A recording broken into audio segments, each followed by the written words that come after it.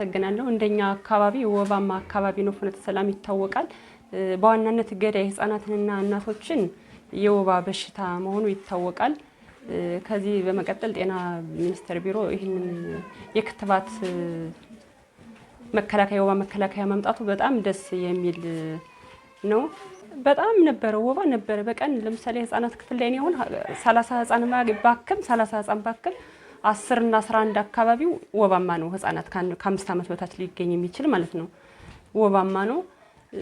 ስርጭቱ በጣም ነበር። ባጎበር እንኳን መከላከል ማንችልበት እንትን ደርሰን ነበር እና አሁንም ደስተኛ ነን እኛ በቃ ይሄ ክትባት መምጣቱ ማለት ነው።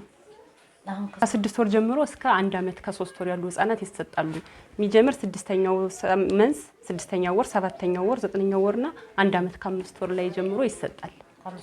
1 ዓመት ከ3 እናቶች መጣው ክትባት አዲስ ክትባት እንደሆነ አዲስ ንሸት እንደሆነ ክትባት በመጡበት ሰዓት 6ኛው ወር ጀምሮ እንዲጀምሩ ባለን አጋጣሚ ትምህርትም የጤና ትምህርት ይሰጣል። በዚህ በመጡበትም መልእክቱን ያስተላለፍን እንሄዳለን።